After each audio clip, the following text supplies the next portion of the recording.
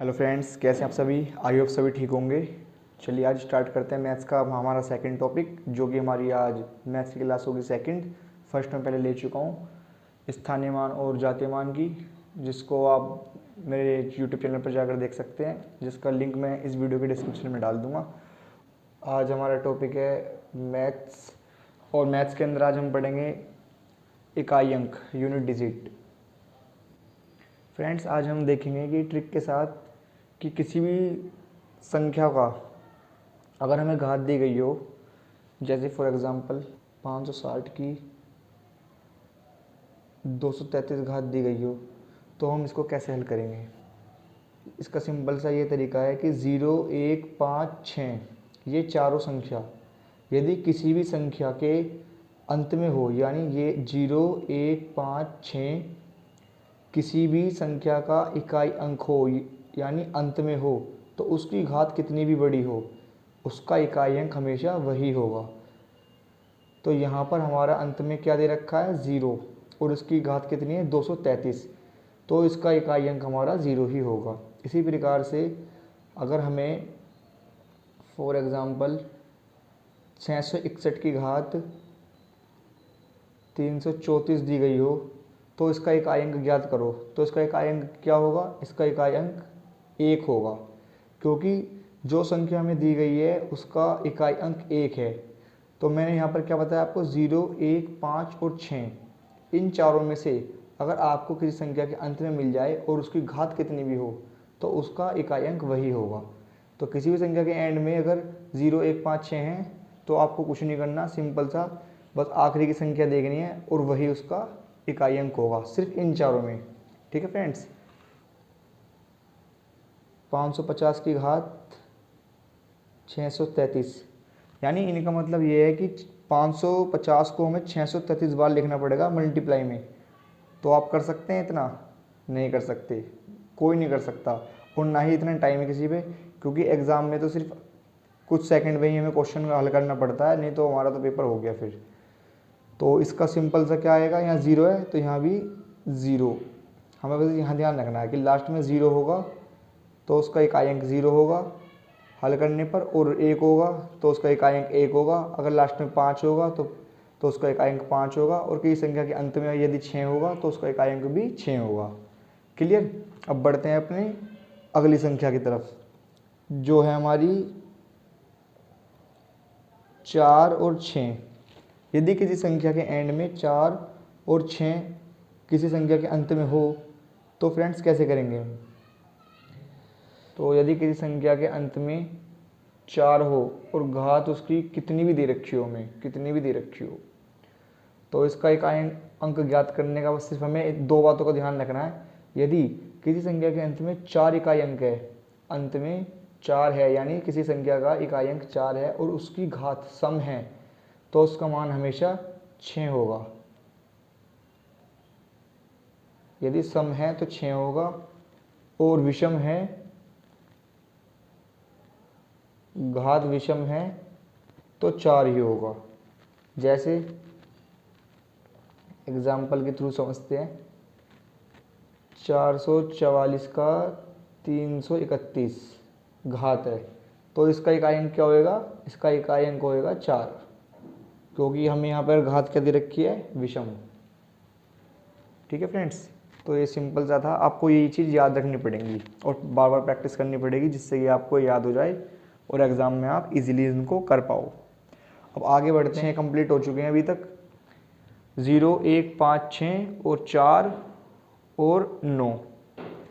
अब हमारी बारी आई 9 की।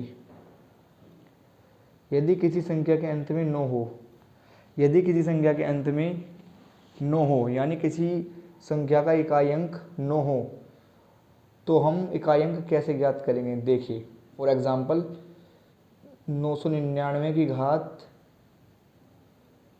445, यानी इसका अर्थ हुआ कि 999 को हमें 445 बार लिखना पड़ेगा, गुणा करनी पड़ेगी, तब हमें जाके इसका इकाई अंक प्राप्त होगा। पर ऐसा पॉसिबल नहीं है, तो यहाँ भी हम ट्रिक यूज़ करेंगे। इन क्वेश्चंस में ट्रिक ही यूज़ होती है फ्रेंड्स।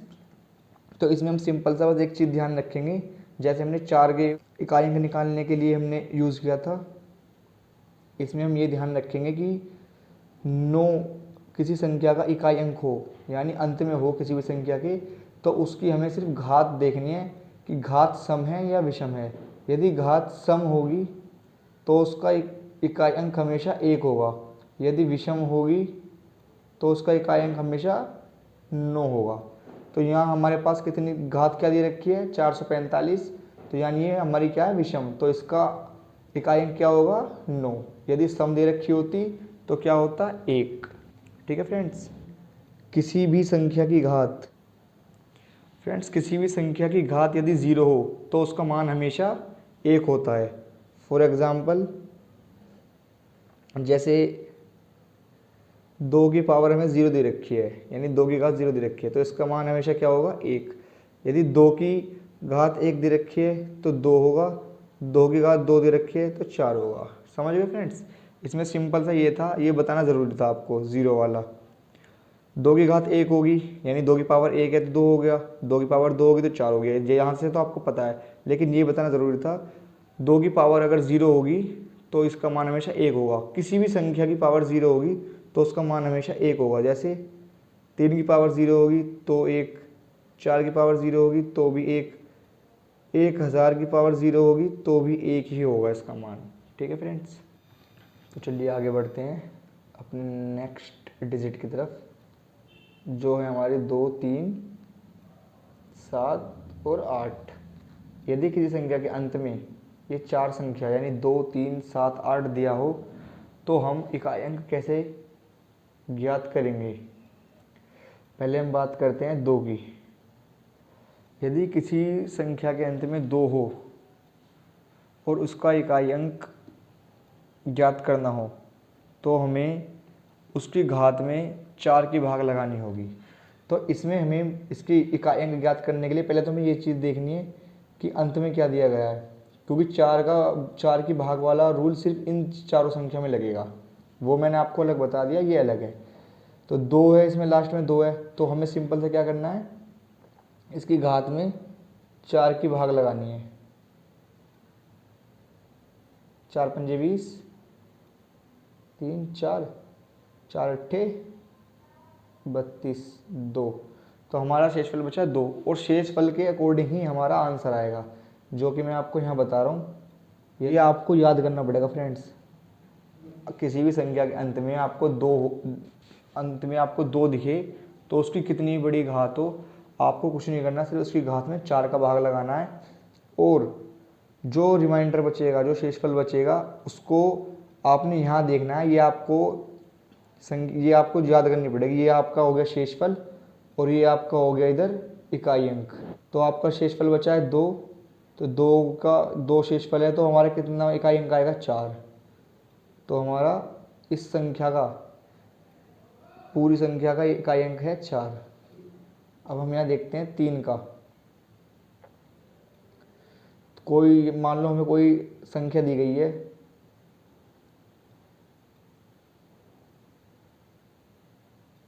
(222). ठीक है फ्रेंड्स, 343 संख्या है जिसकी घात है 222। तो इसका इकाई अंक कैसे ज्ञात करेंगे, पहले हमें लास्ट में देखना है कि हमें लास्ट में या इकाई अंक क्या है हमारा, यहाँ पर 3 है।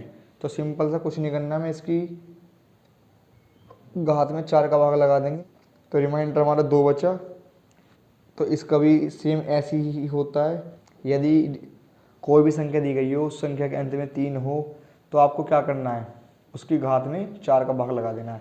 आपको ये चीज़ ध्यान रखनी है, 2, 3, 7, 8, अगर ये चारों संख्या में से कोई सी एक संख्या की संख्या के अंत में हो यहाँ पर, तो उसकी घात में 4 का भाग लगाना है, और इन चारों का जो शेषफल बचेगा 4 का भाग लगाने के बाद, उनके अकॉर्डिंग इनका इकाई अंक आएगा, जो कि मैं आपको यहाँ बता रहा हूँ। यदि किसी संख्या के अंत में 7 हो और उसके घात में हम भाग लगाते हैं 4 की, तो जो रिमाइंडर बचेगा, रिमाइंडर हमारे ये रहे 1, 2, 3, 4, 0, इनमें से ही कुछ बचेगा, तो हमारा मान क्या होएगा वो मैं यहाँ बता देता हूँ आपको।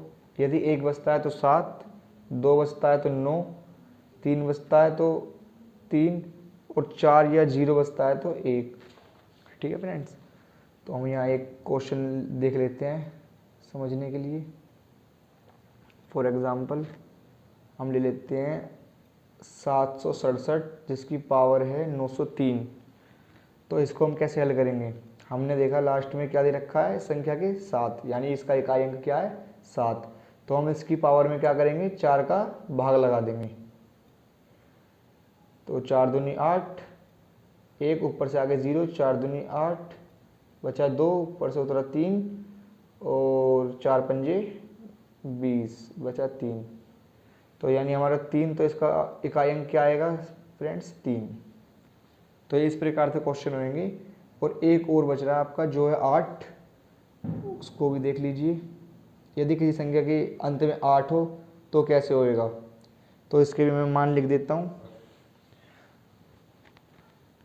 तो इसी प्रकार से क्वेश्चन होंगे। अब मैं आपको प्रैक्टिस के लिए कुछ क्वेश्चन दे रहा हूँ और देखता हूँ आपको कितना समझ में आया है। आप मेरे को कमेंट में इनके आंसर देना, ठीक है फ्रेंड्स। 44, तो इसका इकाई अंक हम कैसे प्राप्त करेंगे? तो एग्ज़ाम में तो हम इतनी मल्टीप्लाई करेंगे नहीं, 5 मिनट ले जाएगा ये क्वेश्चन। तो इसकी एक सिंपल सी ट्रिक होती है कि यदि हमसे इकाई अंक पूछा गया है तो पहले तो हमें ये पता होना चाहिए कि इकाई अंक होता क्या है। तो इकाई अंक से हमारा मतलब ये होता है जो भी संख्या के अंत में होता है, यानी इकाई, दहाई, सैकड़ा, हज़ार, ऐसे पढ़ते हैं ना, छोटी क्लास से पढ़ते आ रहे हैं, इकाई, दहाई, सैकड़ा, हज़ार। तो ये होता है हमारा इकाई अंक। तो सभी संख्याओं के इकाई अंकों की गुणा करनी है, बाकियों की हमें नहीं करनी है। तो 4 की गुणा किस में करेंगे? 8 में। और 8 के इकाई अंक की गुणा किस में करेंगे? 5 में। चलिए मैं आपको करके दिखाता हूँ। 8 चौक 32, तो 32 में 3 को भूल जाओ, 2 की गुणा करेंगे 5 में। 2 की गुणा करी 5 से तो कितना आया? 5 दूनी 10। तो हमारा इकाई अंक कितना आया? 0। तो इस पूरी संख्या में इकाई अंक क्या है हमारा? 0। तो इस तरीके से हम किसी भी बड़ी से बड़ी संख्या का इजीली इकाई अंक प्राप्त कर सकते हैं, ठीक है फ्रेंड्स। मुझे आशा है कि सभी मेरे दोस्तों को मेरी वीडियो पसंद आई होगी। और फ्रेंड्स, अगर कुछ भी आपको समझ ना आए तो मुझे कमेंट करना, और वीडियो को दोबारा एक बार ज़रूर देखना, आपको समझ में आ जाएगा। बहुत ही लंबा बैठेगा, रियल में तो कर पाओगे लेकिन एग्ज़ाम में नहीं कर पाने के हो, क्योंकि वहाँ तो टाइम का शॉर्टेज होता है। एक मिनट के अंदर 30 सेकंड के अंदर एक क्वेश्चन करना होता है। तो यहाँ पर कुछ जो क्वेश्चन मेथड से होंगे वो मेथड से बताऊँगा, और जो ट्रिक के साथ होंगे वो मैं ट्रिक के साथ बताऊँगा। तो ये क्वेश्चन ट्रिक के साथ थे, तो आपको समझ में आ गए होंगे आई होप। और मिलती है नेक्स्ट वीडियो में। और चैनल को सब्सक्राइब ज़रूर करना और लाइक ज़रूर करना वीडियो को। Thank you friends.